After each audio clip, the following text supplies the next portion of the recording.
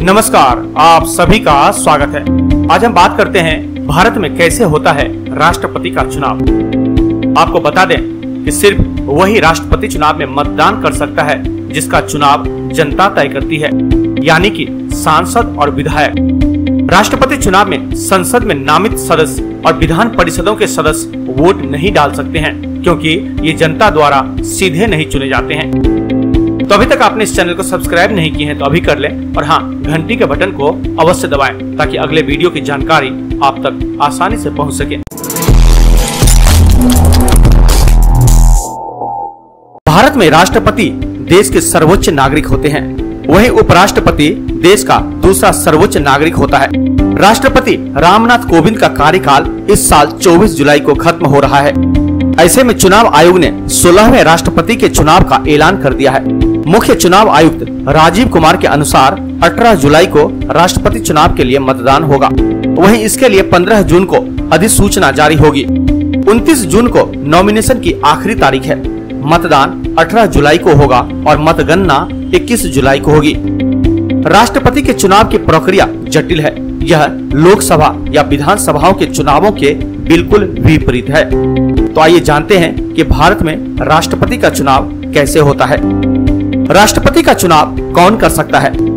राष्ट्रपति का चुनाव निर्वाचक मंडल के सदस्यों की ओर से किया जाता है, जिसमें लोकसभा और राज्यसभा के निर्वाचित सदस्य दिल्ली और पुडुचेरी दोनों केंद्र शासित प्रदेश सहित राज्यों के विधानसभाओं के निर्वाचित सदस्य होते हैं।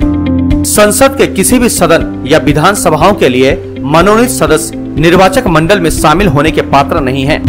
भारत के चुनाव आयोग के आंकड़ों के अनुसार निर्वाचक मंडल लोकसभा के 543 सदस्यों, राज्यसभा के 233 सदस्यों और विधानसभाओं के 4120 सदस्यों यानी कुल मिलाकर 4896 मतदाताओं से बना है।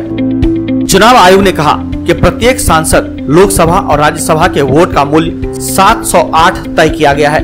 राज्यों में विधानसभा की ताकत और संबंधित राज्यों में जनसंख्या के कारण विधायकों के वोट का मूल्य अलग होता है। चुनाव प्रक्रिया में विभिन्न राज्यों के प्रतिनिधित्व के पैमाने में एक रूपता निर्धारित करने के लिए प्रत्येक राज्य की जनसंख्या पर आधारित एक सूत्र का उपयोग उन सदस्यों के वोट के मूल्य को निर्धारित करने के लिए किया जाता है जो वोट देने के योग्य हैं। इसलिए उत्तर प्रदेश के एक विधायक के वोट का मूल्य 208 होगा, जो कि सभी राज्यों में सबसे अधिक है। उत्तर प्रदेश विधानसभा के मतों का कुल मूल्य 83,824 यानी 208 गुना 403 होगा। अब बात करते हैं प्रोसेस को लेकर। लोकसभा और राज्यसभा सांसदों के लिए सभी राज्यों और केंद्र शासित प्रदेशों के वोटों के कुल मूल्य को सांसदों की कुल मूल्य संख्या यानी निर्वाचित से विभाजित किया जाता है, ताकि प्रति सांसद वोटों का मूल्य प्राप्त हो सके। ECI के अनुसार सभी राज्यों और केंद्र शासित प्रदेशों के वोटों का कुल मूल्य 5,43,231 है। इसलिए सांसदों के वोटों का कुल मूल्य 5,43,200 यानी 700 गुना 776 होगा। 4,809 निर्वाचकों वाले निर्वाचक मंडल का कुल मूल्य 10,86,431 यानी 5,43,200 प्लस 5,43,231 होगा। जीतने वाले उम्मीदवार को निर्वाचित घोषित होने के लिए कम से कम 50% प्लस एक वोट प्राप्त करना होता है। अब बात करते हैं कि कैसे होती है वोटों की गिनती। अन्य चुनावों के जैसे इसमें विजेता वह नहीं है जिसे सबसे ज्यादा वोट मिले हैं, बल्कि एक उम्मीदवार को केवल तभी विजेता घोषित किया जा सकता है जब उसे निर्धारित कोटे से अधिक वोट मिले हों।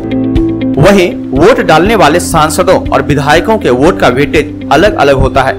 दो राज्यों के विधायकों के वोटों का वेटेज भी अलग अलग होता है।